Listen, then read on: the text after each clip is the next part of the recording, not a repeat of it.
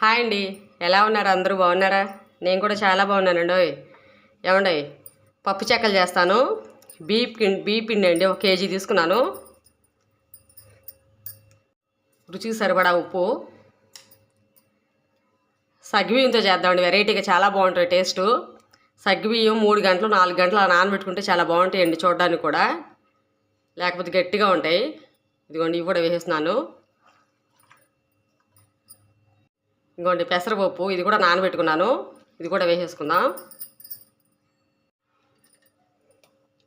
నేను 1 కప్పు సగ్గుబియ్యం 1 కప్పు పెసరపప్పు వేసానండి. ఇప్పుడు కొంచెం పచ్చిమిర్చి, అల్లం తీసి పెట్టుకున్నాను. ఇది కూడా వేసేద్దాం. కొంచెం కరివేపాకు,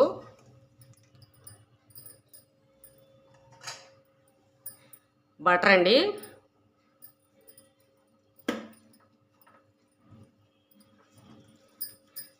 నేను వేడి నీళ్ళు కాసి పెట్టుకున్నాను. చక్కగా మనం ఎంత వేడి పడితే చెయ్యి అంత వేడి. ఈ వేడి నీళ్ళు కూడా పోసుకుని కలుపుకుంటూ ఉందాం చక్కగా.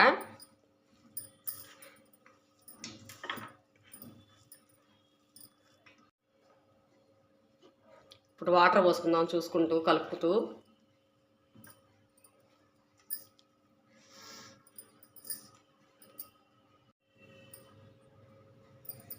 అంటే ఆయిల్ కూడా వేసుకోవచ్చు.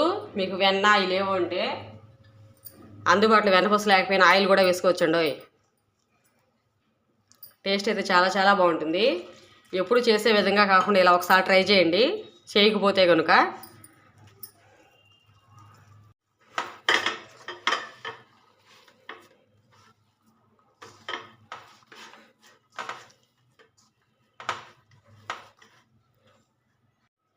ఇప్పుడు 15 నిమిషాలు అలా పక్కన పెట్టేసుకుందాం చక్కగా. ఇప్పుడు ఆయిల్ పెట్టుకుందాం కాగేలోపు. ఇదిగోనండి, ఫస్ట్ ఒక కవర్ మీద ఆయిల్ పోస్తున్నాను.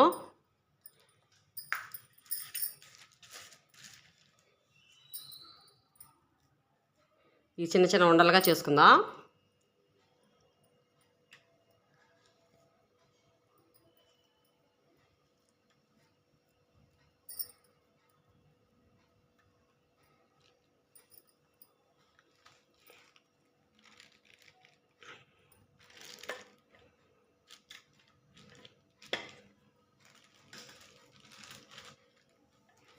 ఇంకోండి,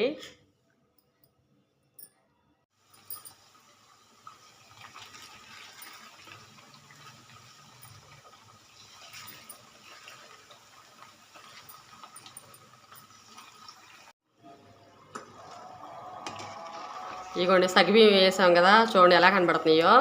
టేస్ట్ కోసం కొంచెం వేసుకున్నా చాలు. నేను బాగుంటాయి అని కొంచెం ఎక్కువ వేసాను అనమాట, అందుకే ఇలా కనిపిస్తున్నాయి మనం వేసినట్టు.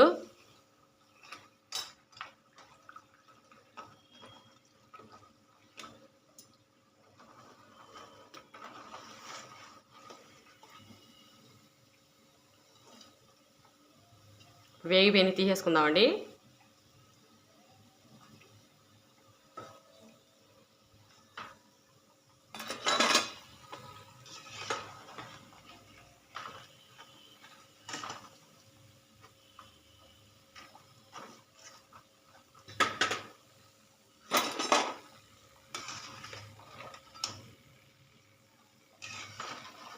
చూడండి చాలా బాగా వచ్చాయి. సగ్గుబియ్యం కూడా వేసాం కదా, నేను మరిన్ని వేసాను కదా, అందుకే డెకరేషన్ లాగా భలే కనిపిస్తుంది. టేస్ట్ అయితే భలే ఉన్నాయండి. మీరు చేయకపోతే ఒకసారి ట్రై చేయండి, ఇది చాలా బాగుంటుంది టేస్టు. ఇంత చూసి వెళ్ళిపోకుండా ఒక లైక్ కొట్టండి. పప్పు చెక్కలు